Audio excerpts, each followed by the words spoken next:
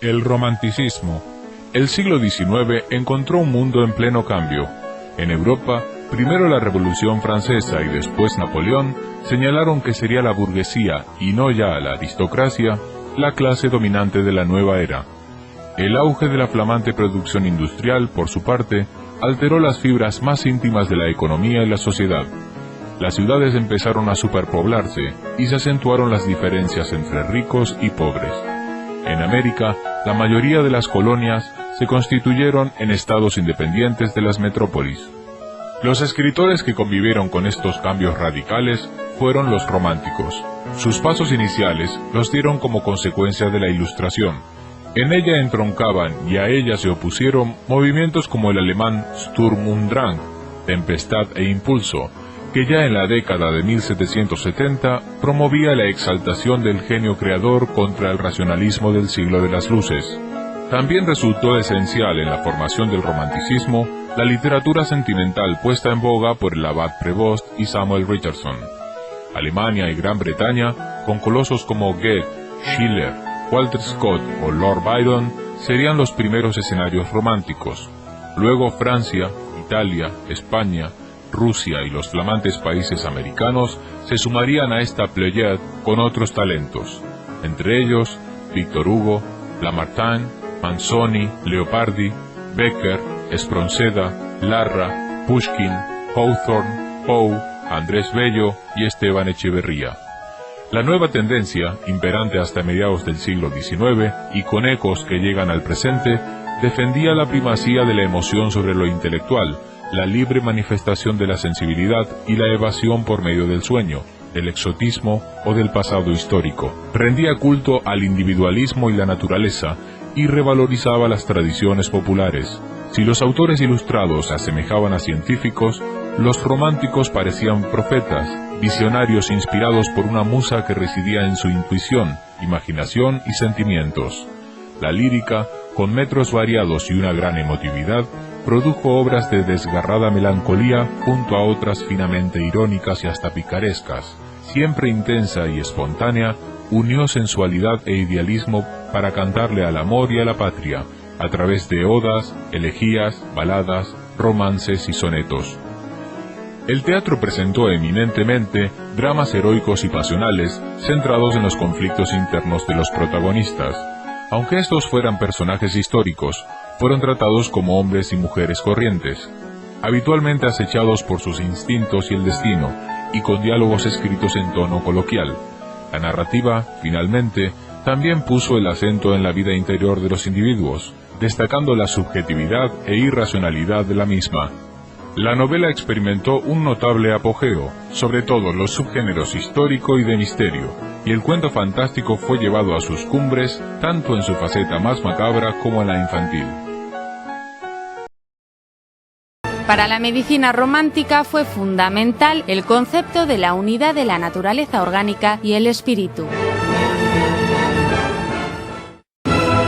La actitud romántica surgió en la protesta contra el frío entendimiento de la Ilustración. Fue el punto de arranque de la filosofía de la naturaleza, que se dio sobre todo en la Alemania de principios del siglo XIX. Su modo de proceder no se basó tanto en el análisis, el experimento y la observación, como en la visión interna para interpretar filosóficamente la naturaleza. Había una analogía entre la naturaleza y el hombre.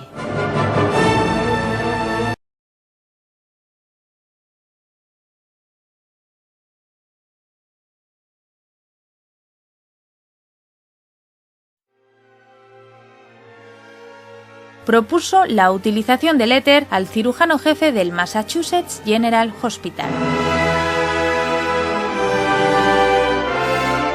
La mañana del 16 de octubre de 1846, ante la plana mayor de los cirujanos de Boston, Morton anestesió a un paciente y se le extirpó un tumor congénito debajo de la mandíbula. Aplicó la boquilla de un misterioso aparato a los labios del enfermo. Un olor dulzón se esparció por la sala. Al poco tiempo, el paciente yacía inconsciente.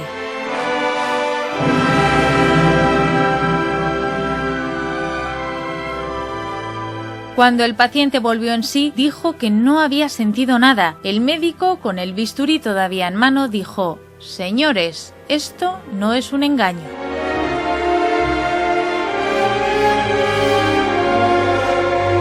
El auditorio se echó a aplaudir. Fue el día más feliz en la vida de Morton. 2 años después no había operación sin anestesia o narcosis.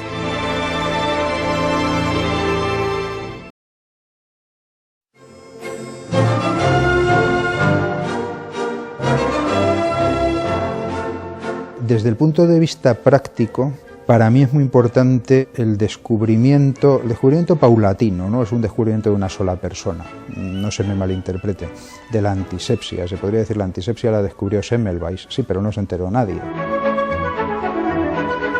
A nadie se le ocurría lavarse las manos antes de una operación. Se lavaban después, lo contaba un cirujano de la época. En los centros quirúrgicos, donde se desdeñaban los preceptos más elementales de limpieza, había una tosca mesa de madera, que con sus manchas de sangre no presagiaba nada bueno. Los cirujanos vestían de calle, la chaqueta que llevaban estaba plagada de manchas de sangre y pus. Todo el mundo tenía acceso a la sala. En un rincón se encontraban los instrumentos tales como sierras, bisturís, tijeras, pinzas. Muchos de ellos estaban provistos de mangos de madera, al igual que los utensilios de cocina. Eran un foco de infección. Había enfermos que tras ser operados en la mesa de la cocina salían vivos de la intervención. En cambio, en los hospitales moría la mayoría por las malas condiciones higiénicas. El famoso cirujano y tocólogo inglés James John Simpson decía que el hombre que yacía en la mesa de operaciones de un hospital corría más peligro que un soldado en medio de la más espesa lluvia de balas de la batalla de Waterloo. Un amigo paternal le dijo a un futuro cirujano si lo que pretendía era ejercer el jus impune necandi, el derecho a matar impunemente.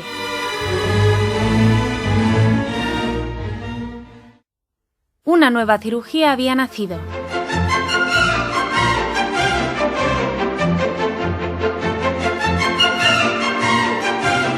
Un clínico de la época se lamentaba de cómo los jóvenes eran atraídos por el espectáculo de las operaciones quirúrgicas, la solemnidad del aparataje, el vestido del cirujano y los resultados inmediatos obtenidos. El cirujano competía en categoría con el internista.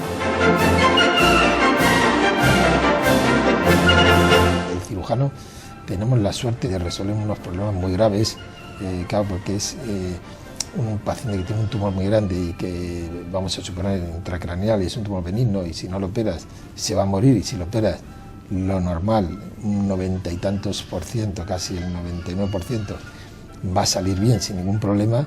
Pues claro, eso cambia los esquemas, ¿no? Totalmente. O sea, no es que esté muy valorado, es que te cambia la vida.